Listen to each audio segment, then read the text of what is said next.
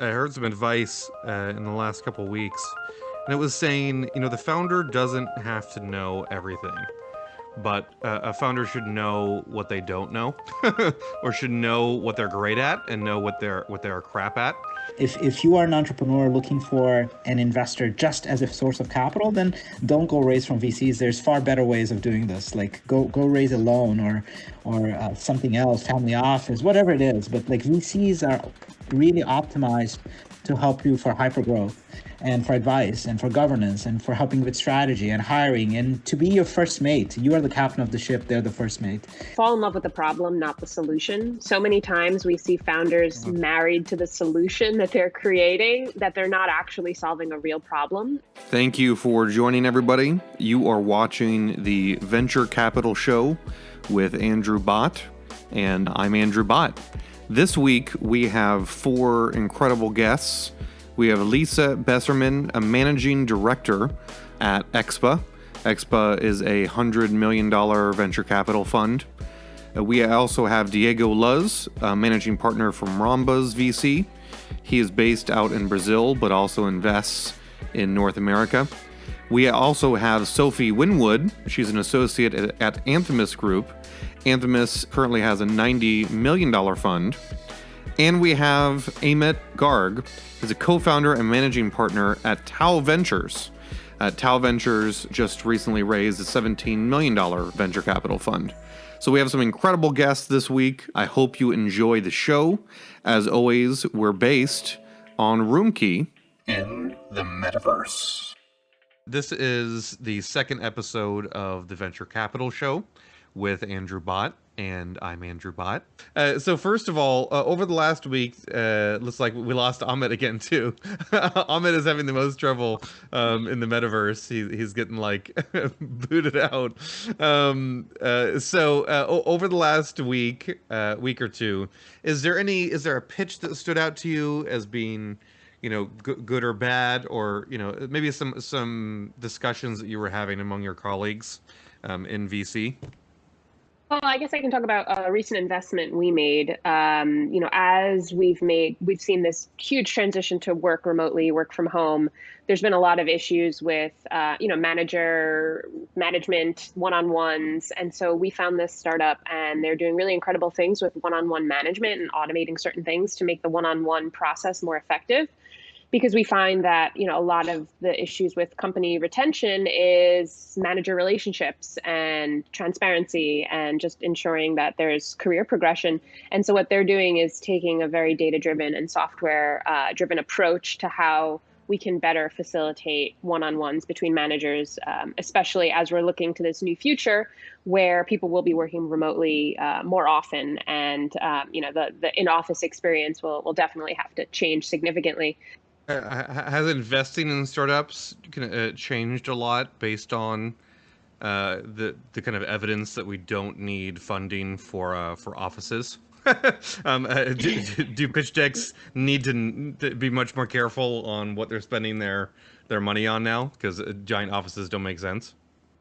Well, I think that the initial investment in human capital is going to be going down because you now no longer need to hire in these, major cities. To hire a developer in San Francisco is a much different investment than, let's say, hiring a developer in Boise. Whereas people can be anywhere these days. So I think that's going to definitely have a financial impact on where the company is spending their money and how they're allocating those resources. Yeah, I think, like, following on from that, I think what an interesting trend that we're seeing that is in the future of work is when you don't have an office and you can't sort of treat your employees through, nice snacks and a nice office, that actually we're seeing a rise in employee benefit schemes that are kind of more tailored to employees, more interesting. I think employers are really seeing that they're having to take care of their employees kind of in a different way. We feel very comfortable with this new reality in terms of at least doing business. I had done a fully virtual investment 7 years ago in a self-driving car company, was a seed, and that ended up being sold for $450 in 2 years. It's called Nutonomy. So I waive that in front of anybody who tells me that, hey, you can't do successful business fully virtually, etc. No, you can. And related to the other question you mentioned, Andrew, areas that we have been looking at, I've been thinking a lot about drug discovery AI right now. You think about the pharma industry, it's $1 billion in 10 years for you to develop a drug, a lot of failure. And that's why only a small number of companies can do it. Now this paradigm is being completely flipped on its head. There's so many startups now that are doing it in silico. So being able to simulate how a molecule might behave and how those tests might come. And I think that we have hit the garage moment for biotech. That's what I call it, which is that two people in a garage can now create a startup. Previously, it could be done in pure tech. Now biotech is getting to that place too. Love it. Oh, why don't we chat about some advice for founders? What's one way or one thing that you found jumping out to you in your inbox this week that made you really pay attention to a company? Well, one thing, I guess it's a mantra that I share, is to fall in love with the problem, not the solution. So many times we see founders married to the solution that they're creating, that they're not actually solving a real problem. And when you think about the most successful products that we've seen, a lot of them are, no pun intended, products of iterations and pivots, because there was a problem that they were trying to solve for users, for clients, for customers. And I think those are the most successful startups. So we get 2,000 decks a year, and we obviously cannot follow up with every single one of them. So at least at Tao, we take a first meeting with 200 of them, so 10%, and then a second meeting with maybe 100, so down to 5%, and then a third or fourth meeting with even smaller proportion. And it's not that your business may not be good. It probably is a good business. It may not be a fit. It may not be the right thing for the VC that you're talking to. So spend some time looking at their website to make sure that it is a potential fit. Make sure that you get a warm intro as much as possible to a VC that you don't know. If you do know them, then yes, do reach out directly. But put your deck on a DocSend or something like that so that you send out a link and you can update that deck in real time. And you can also get analytics, right, on who accessed it and when. It's good for you also. You can even control the access. Require people to put emails, for instance. Create a newsletter and put everybody you want on that newsletter, potential future investors, potential partners, whoever, so that it's a passive way for you to update lots and lots of people. Use social media very effectively. Just look at what Meet Founders does. I mean, these guys are masters at social media. Seriously, and you want to leverage all these tools now because we live in a world where it's flat in the sense that everybody can reach everyone. It's not flat in the sense that you can't get their attention.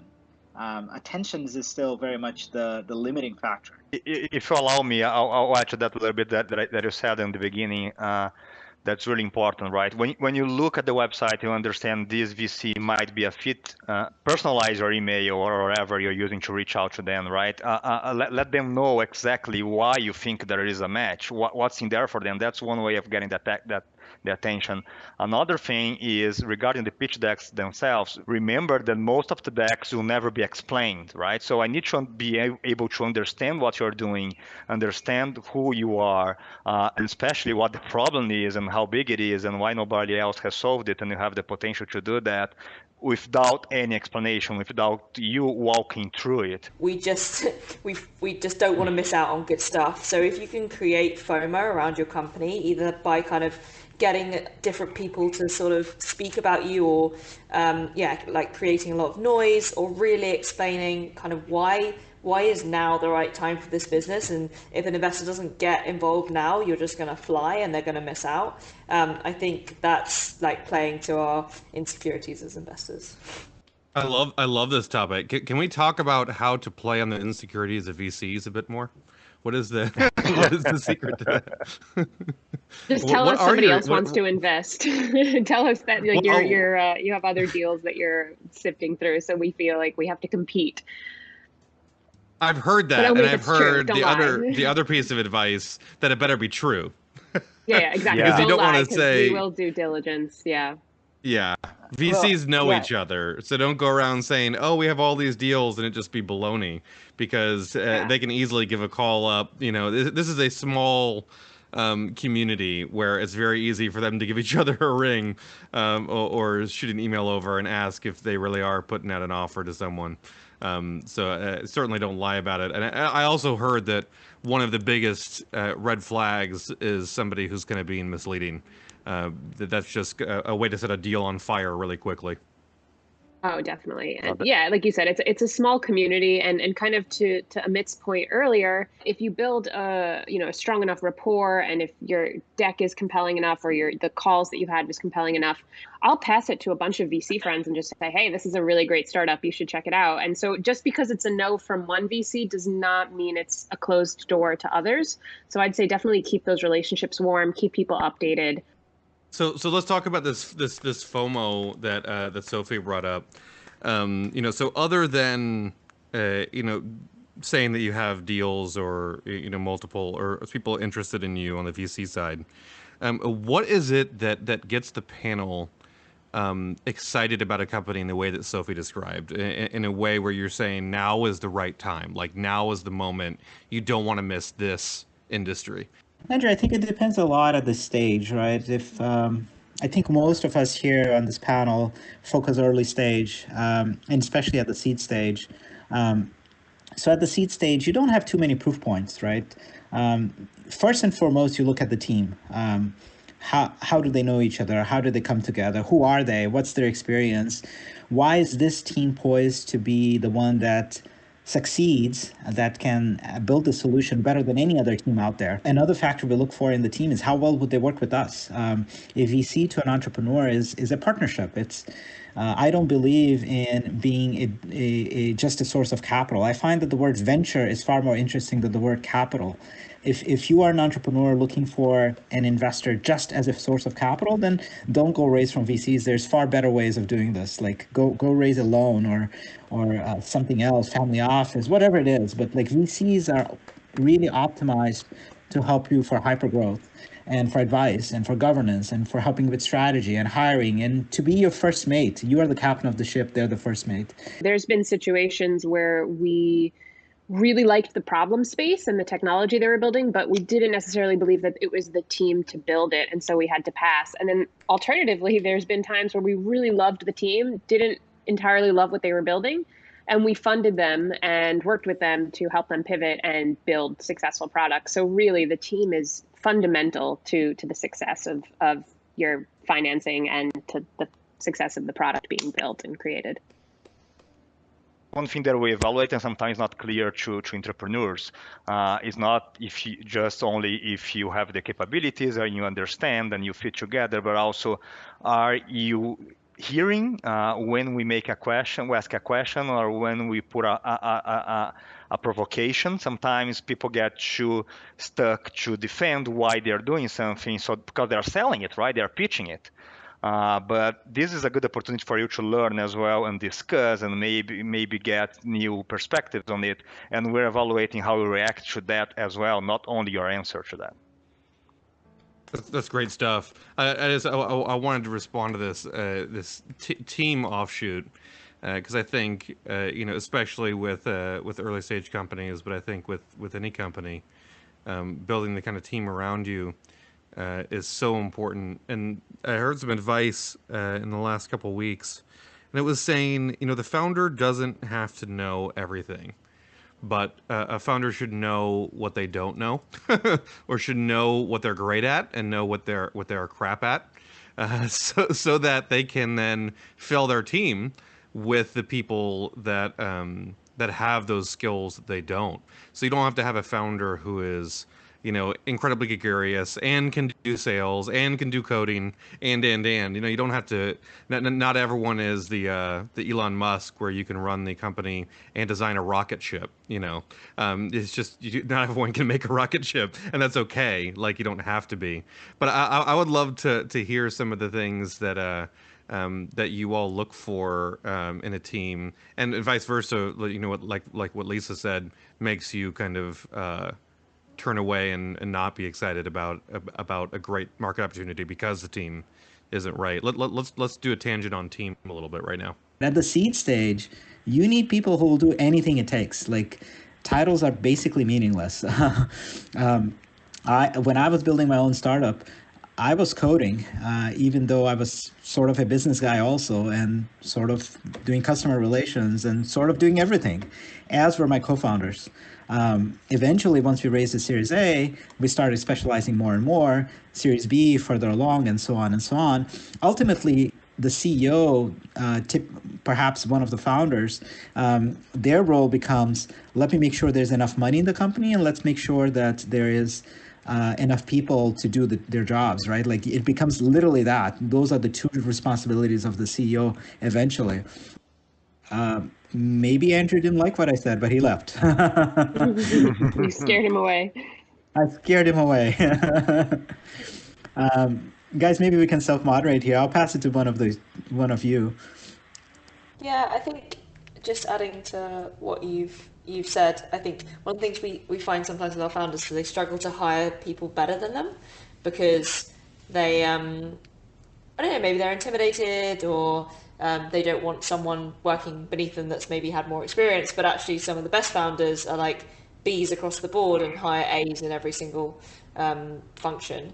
So I think it's a difficult, especially if it's a young founder, the ability to hire, beyond their years can be difficult, but we've seen that when they do, it just like causes a step change in their business. Yeah, I definitely agree to that, but I just want to add another on the other extreme of it that sometimes you see, right? We want to make sure that you and your team are the ones calling the shots, right? At least at Rhombus, that's what I see. Sometimes we'll take a look at the other investors and how they manage their relationship to you and how exactly are the contracts, especially if you're entering like a seed round and then there is a pre-seed and there are a bunch of people already in the cap table. And then you need to go through a board meeting or something to approve everything. It's not going to work, right? You need to be fast. You need to be have the power to decide. You need to hear. Of course, you need to let people help, but you need to have the authority to go forward and move and adapt as fast as you can.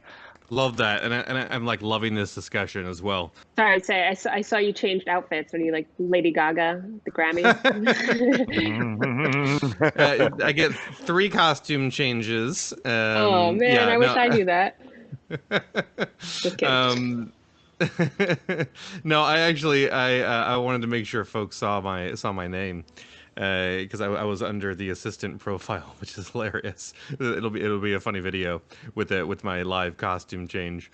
Last time our fun moment was talking about how we were going to open up that bar in the back of the room. And we wanted to get the ability to get drinks over there in the back of the room as soon as possible. So for you all, did any news items in the VC world stand out to you, or were a discussion topic? Yeah. One thing that caught my attention yesterday is that we got the numbers from last year activity in Latin America, VC activity in Latin America. It was the second year in a row that we have over $4 billion invested in the region. So we are seeing a lot of activities in markets that were not that hot before. And there's so many untapped opportunities in these markets. So the more funding you pour into it, the more you have good entrepreneurs starting from scratch things. Maybe in a more developed market, you have the same situation in some niches, right?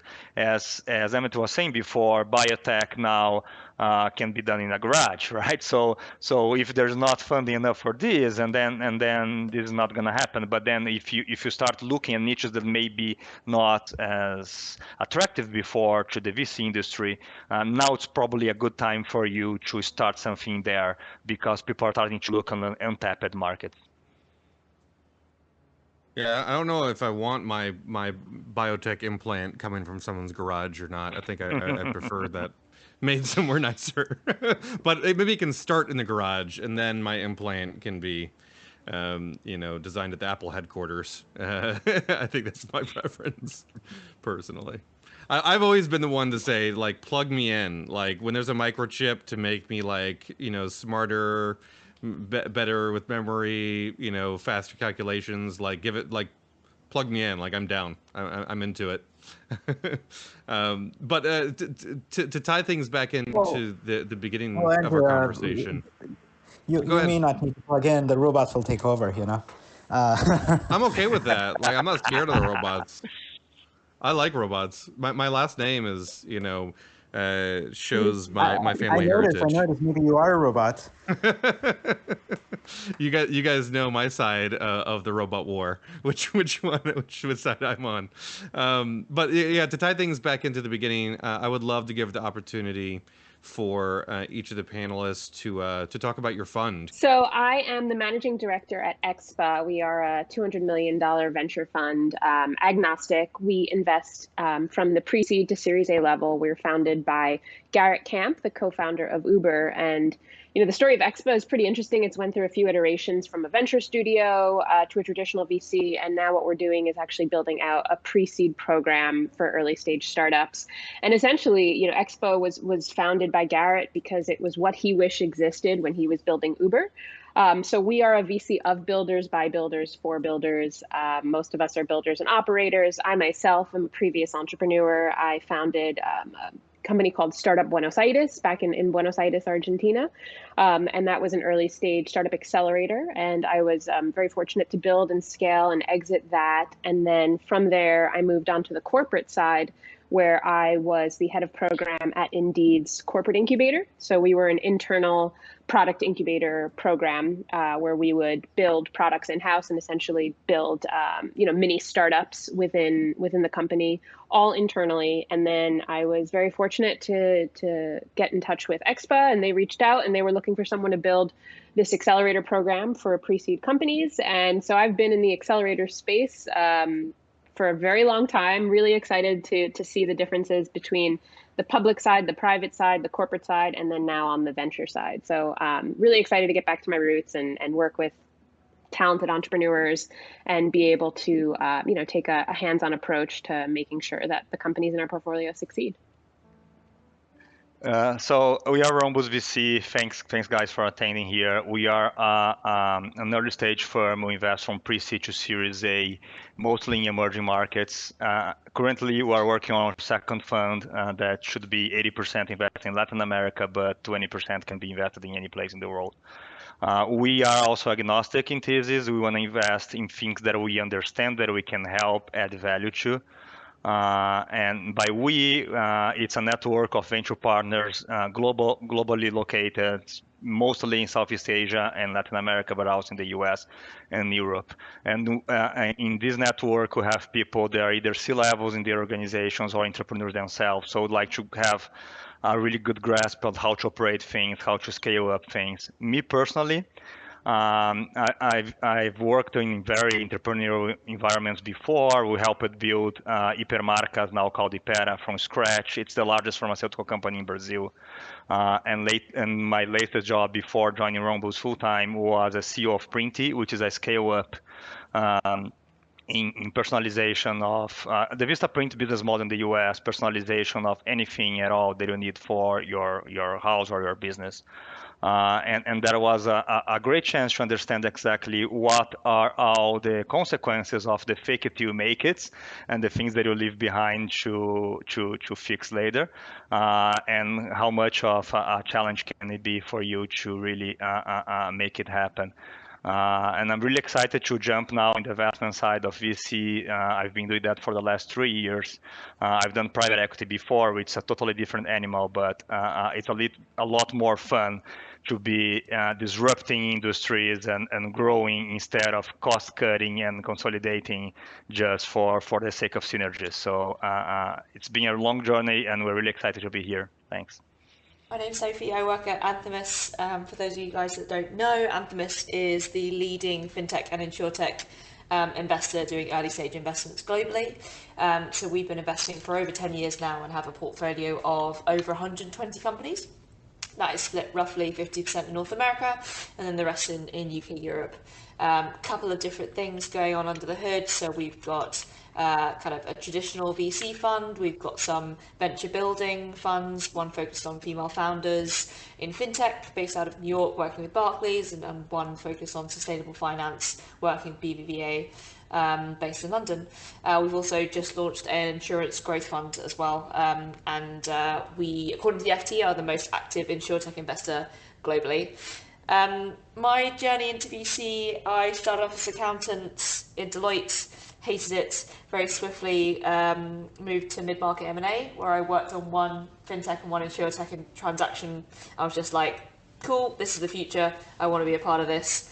So I went to work for a company called Innovate Finance, which is the industry body for UK fintech, before joining Optimus 2.5 years ago. So yeah, that's me. I'm the managing partner of Tau Ventures. We are a early stage fund based in Palo Alto, in the heart of Silicon Valley. The fund is about 1.5 years old, getting close to 2. We have 20 investments so far. About half are in digital health, the other half are in enterprise. And we have a sliver of automation, so cars, robots, etc. We are primarily seed stage, but we're starting to look more and more into Series A's and B's also. And I'll give a couple examples here. Computer vision for colon cancer, machine learning platform for drug discovery, next generation sequencing for infectious diseases, machine learning platform for labeling data, and so on and so on. So yeah, thank you very much for having me here. Love it. It's some great quotes tonight. I'm sure we'll be sharing this in the YouTube video in the coming days. I think my favorite was Lisa's. Fall in love with the problem, not the solution. I've heard it before, and I still love it every time. I think it's so important, and definitely something I see, a mistake I see founders make often. But thank you so much for joining episode 2 of the Venture Capital Show with Andrew Bott. I'm Andrew Bott, and I will see you all next Wednesday at the same time. Cheers, everybody.